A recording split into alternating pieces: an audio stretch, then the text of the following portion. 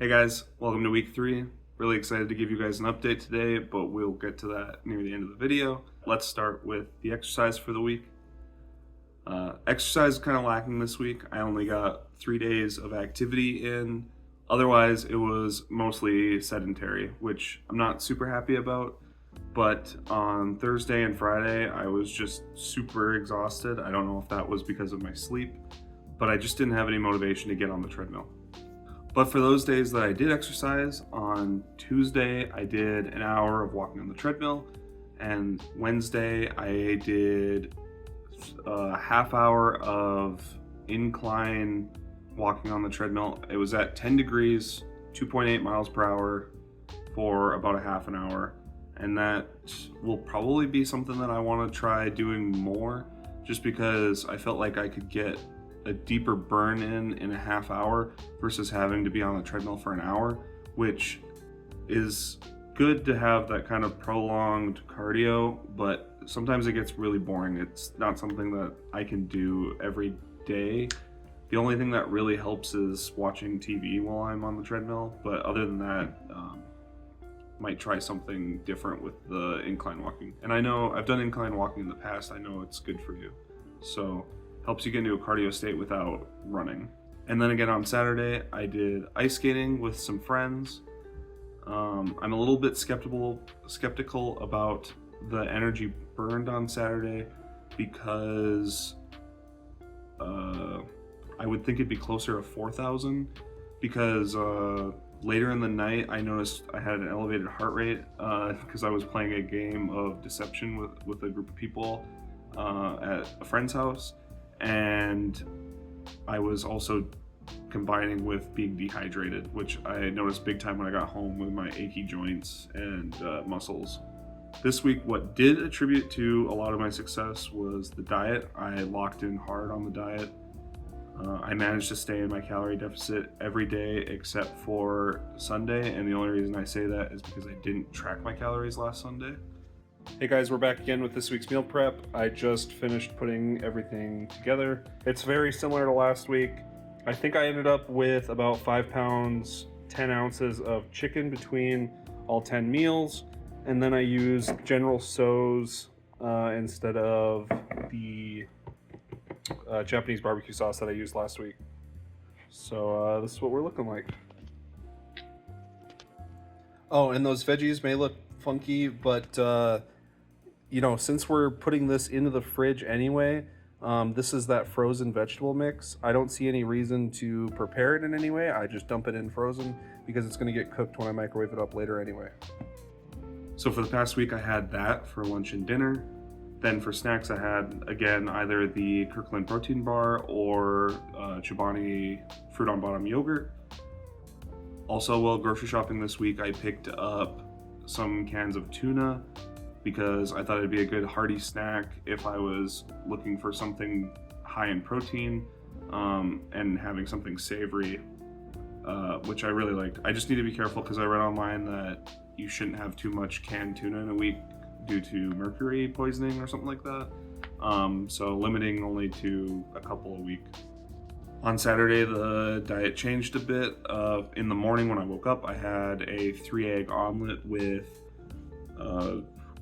jalapenos, onions, garlic, and Parmesan cheese inside.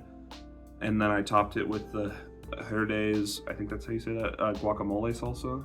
And I weighed everything out for that meal and put it in my tracker. I think it ended up being like somewhere between 450 and 500 calories because I added in butter as well. I went for that smaller meal in the morning because I knew I'd be getting coffee after ice skating with my friends.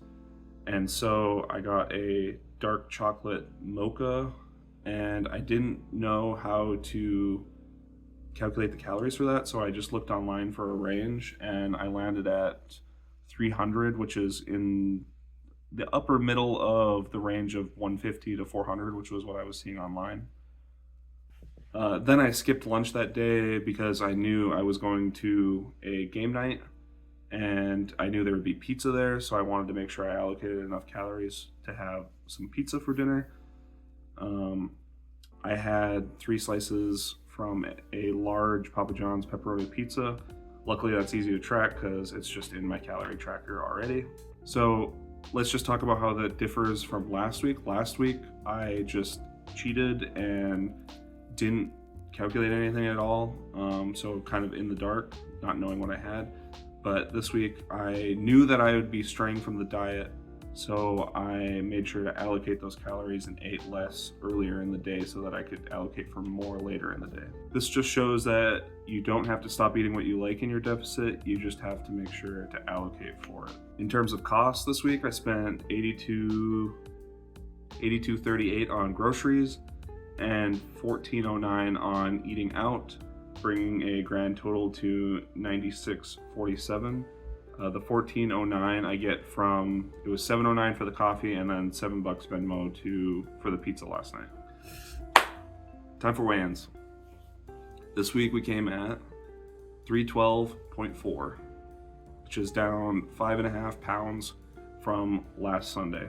Now, I don't want to get way too ahead of myself on that good of progress because I know right away your weight drops really fast from dropping water weight and just having less food in circulation in your body, which would track from last week because I had a lot of pizza the night before.